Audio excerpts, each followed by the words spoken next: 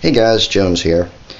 So recently I entered a contest put on by Hydra572, and the whole concept of this contest was to recommend the best knife under $40 for a non-knife person. And so basically the people that they chose to win the contest would be shipped the knife that they chose, and the guys at Hydra572 would also get themselves one. And sort of one of the stipulations was that the winner would be required to do a review and unboxing. So I am proud to say I'm one of the winners, along with Cineric77. So congratulations, Cineric.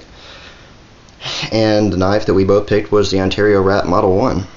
So it's been 2 days since I heard from Hydra572, and they were just shipping it then. I'm surprised it's here this early, but here it is. So let's take a look at what we got.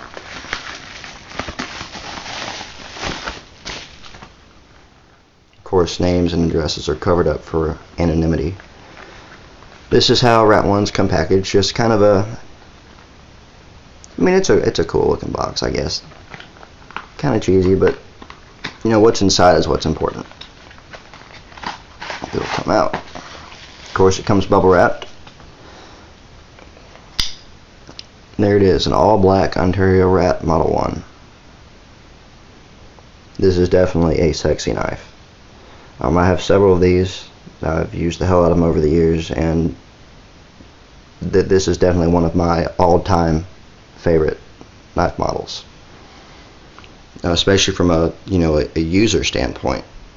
They make incredible user knives, and they can definitely take a beating. Very solidly constructed. It's quite stiff. Yeah. When they break in and you lube them, they are like silk. I mean, just incredibly smooth. The blade will actually drop on its own, but see, this is still a bit stiff. Blade not perfectly centered. I could probably fix that.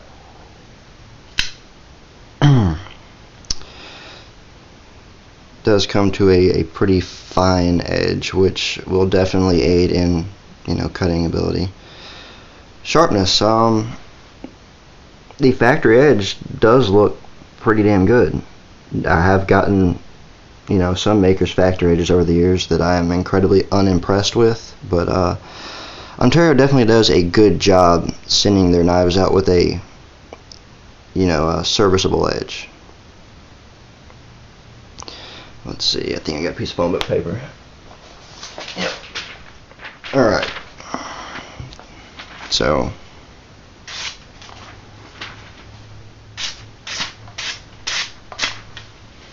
it's sharp. I wouldn't say it's scary sharp, but when I get done putting it on the wicked edge, it will be. So if you are into knives and you do not own a Rat 1, do yourself a favor and pick one up. They're relatively inexpensive, and you get a lot for your money. I mean, this is an incredible knife for the $25 price range. Overall, it's what I've come to expect from Ontario. So I'm definitely pleased. And I would really like to thank Chad and Logan at Hydra572 for this amazing contest. I'm incredibly appreciative to be picked as one of the winners. And I know that Chad and Logan both got a Rat 1 for themselves. So I hope they enjoy theirs as much as I've enjoyed mine over the years. They really are amazing knives. So let's see, is there anything else to say? I guess I got to do a review, sometime down the road. So stay tuned for that. I've definitely got a lot of great stuff to say about this knife, and I have definitely put it through its paces. Well, not this one, but others. So, Hydra572, thanks again for the contest. If you have not seen any of Hydra572's videos, I seriously suggest you go and check them out. They got a lot of good stuff to offer. Knife videos, airsoft videos, philosophy and preparedness videos, which is personally why I subscribe to them. They've got a lot of good stuff to say about that. So go check them out. I'll try to remember to put a link in the description box. So I think that's it. Well, thank you for watching, guys, and I will see you in the next video. Hey guys, I'm back. This is an add-on to the unboxing video. As you saw in the unboxing, I won Hydra572's contest and won an Ontario Rat Model 1. In the unboxing, I mentioned a couple things that I observed about the knife. First of which being that the blade was not perfectly centered.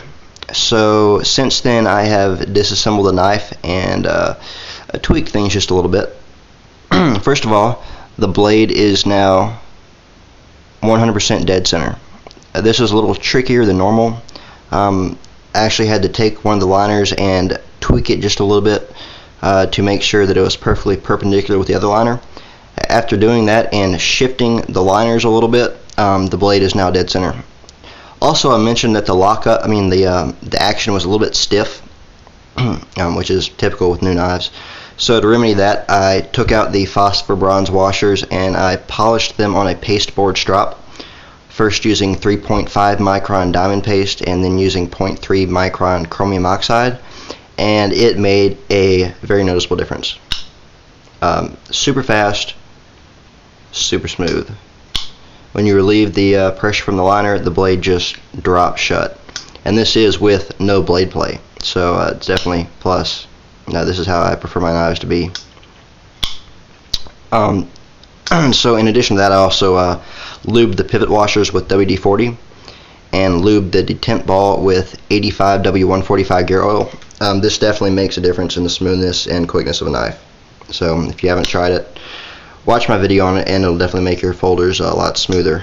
As you saw, the factory edge was relatively sharp. I was going to take it to my wicked edge and reprofile it, but I figured let's see what I can do with the factory edge. So I refined it on my 2000 grit silicon carbide honing block, and then I stropped it with the Hand American 0.5 micron diamond spray, and boy did it make a difference. This is a hair whittling edge now. Now, my hand, I've got a hair. I sure hope you can see this. Yeah, I think you can. So, split the hair.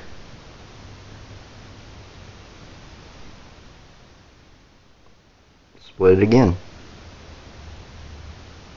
I know this is hard to see, but you're going to take my word for it. It's been split twice. So it's definitely a plus when you can refine the factory edge to the point where it'll whittle hair without having to remove a whole bunch of metal. So I'm definitely stoked about this. I'm definitely satisfied with the knife. Excited to be putting it to some use. So once again, I would like to thank Hydra572 for this great contest and for the Rat 1. I thank you for watching this video, everybody, and I will see you next time.